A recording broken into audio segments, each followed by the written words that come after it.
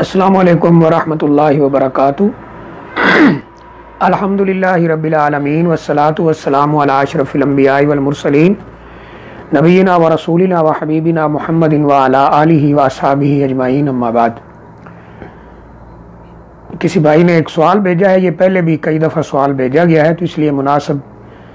महसूस होता है कि इसकी थोड़ी सी तफसील बयान कर दी जाए। सवाल ये है कि हदीस शरीफ में आता है कि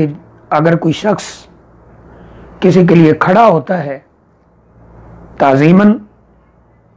तो इससे नबी अकरम सल्लल्लाहु अलैहि वसल्लम ने रोका है। और दूसरी तरफ हम देखते हैं कि जब नबी अकरम सल्लल्लाहु अलैहि वसल्लम के पास आपकी साहबजादी सैयदा फातिमा रज़ी अल्लाह ताला अन्हा खातून जन्नत तशरीफ़ लाती तो आप खड़े हो जाते, उनको आगे जाकर मिलते, इस्तकबाल करते, और जब आप उनके यहाँ तशरीफ़ ले जाते तो वो भी अपने वालिद गिरामी यानी मोहम्मद रसूलुल्लाह सल्लल्लाहु अलैहि वसल्लम को उठकर मिलती। तो इन दोनों रिवायात के अंदर जमा क्या है, यानी एक में रोका गया है और एक में आपका अमल जो है वो मिलता है कि ऐसा करने में हर्ज नहीं है, तो इसकी वजाहत की जाए। देखिए, जो पहली रिवायत है जिसमें नबी अकरम सल्लल्लाहु अलैहि वसल्लम ने मना किया, वो तिरमिज़ी शरीफ की रिवायत है कि गालबन अब जो रावी हैं सैयदना अबू हुरैरा रज़ी अल्लाह ताला अन्हु या कोई और सहाबी इसके रावी हैं कि आपने फरमाया मन सर्रहु अन यतमस्सल लहु रिजाल क़ियामन फलयतबव्वा मक़अदहु मिनन नार, कि जिस शख्स को ये बात पसंद हो कि लोग उसके लिए खड़े रहें, ऐसे जैसे मूर्तियां खड़ी होती हैं उसके अदब एहतराम में खड़े रहें, और उसके सामने बैठना वो अपनी तौहीन महसूस करे और उसके लिए ये उसको पसंद हो कि लोग मेरे लिए खड़े रहें, तो आपने फरमाया कि वो अपना ठिकाना जहन्नम के अंदर बना ले। अब इस रिवायत में यह है कि कोई शख्स अगर ये पसंद करता है, अपने आप को इतना ऊंचा समझता है कि जब तक मैं खड़ा हूं तो लोग खड़े रहें, या मैं कहीं जाऊं तो मेरे इस्तकबाल के लिए ऐसे मूर्तियों की तरह खड़े रहें, और या जब तक मैं ना बैठूं तो वो ना बैठे, अगर कोई बैठे तो उसको तौहीन पर मामूल किया जाए।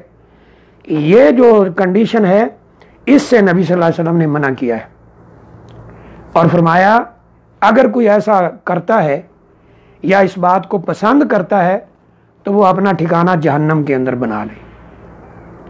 जैसे हमारे यहाँ ये देखते हैं, कोई बड़ा सियासतदान आता है या इस तरह के लोग आते हैं तो लोग खड़े हैं, सड़क के दोनों किनारों पे खड़े हैं, जहाँ प्रोग्राम है वहाँ भी खड़े हैं, जब तक ये नहीं बैठता है तो वो भी नहीं बैठते हैं, और अगर कोई बैठा हुआ नज़र आ जाता है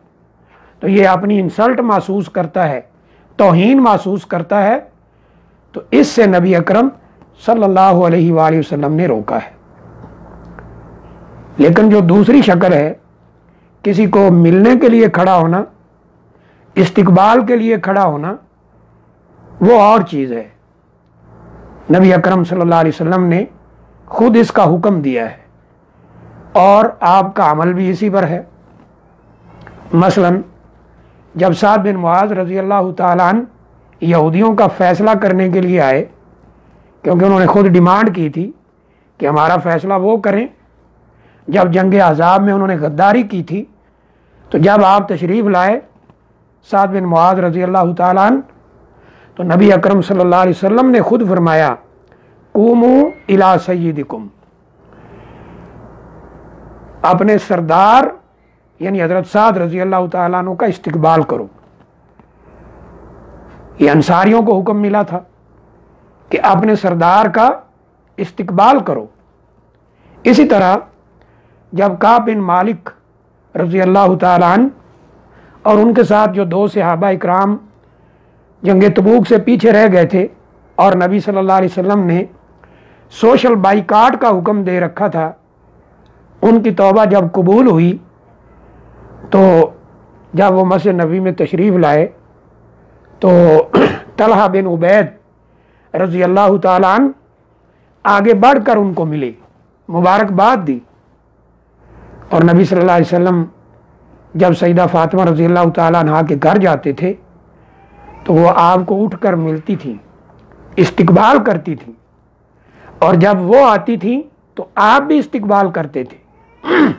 اور بھی کئی مواقع پر صحابہ اکرام کا آپ نے اس طرح استقبال کیا ہے، اور اس کی اجازت بھی دی ہے، اس کا حکم بھی دیا ہے، جیسا کہ سعد بن معاذ رضی اللہ تعالیٰ عنہ وہ تشریف لائے تو آپ نے اس کا حکم دیا۔ تو اب اگر ان دونوں کا ہم فرق دیکھیں تو ایک ہے یعنی قیام لہو، کسی کے لیے ایسے کھڑا رہنا، اور ایک ہے قیام الیہ یعنی اس کی طرف چل کر جانا۔ یہ فرق ہے۔ جس قیام سے منع کیا گیا ہے وہ قیام لہو ہے، یعنی اس کے لیے قیام کرنا، کھڑے رہنا، اس کی ہیبت اور اس کی شان و شوکت، اس کے مد نظر کھڑے رہنا ہے، اور وہ ناپسند کرتا ہے کہ لوگ وہ کھڑا ہو تو بیٹھیں، اور وہ اس بات کو پسند کرتا ہے کہ لوگ اس کے لیے کھڑے رہیں۔ اور جو قیامن الیہ ہے، الیہ یعنی کسی کے لیے چل کر جانا، اس کا استقبال کرنا، اس کی اجازت ہے۔ یہ نبی صلی اللہ علیہ وسلم سے بھی ثابت ہے، صحابہ کرام سے بھی ثابت ہے۔ یعنی قیامن لہو حرام ہے، لیکن قیامن الیہ یہ حرام نہیں ہے۔ تو اس لیے جب ہم دونوں حدیث کو جمع کرتے ہیں تو یہی نتیجہ نکلتا ہے۔ اللہ تعالیٰ سے دعا ہے اللہ تعالیٰ ہمیں عمل کی توفیق عطا فرمائے، دین کی سمجھ بوجھ عطا فرمائے، اور اللہ ہماری کوششوں کو قبول فرمائے۔ وآخر دعوانا الحمدللہ رب العالمین۔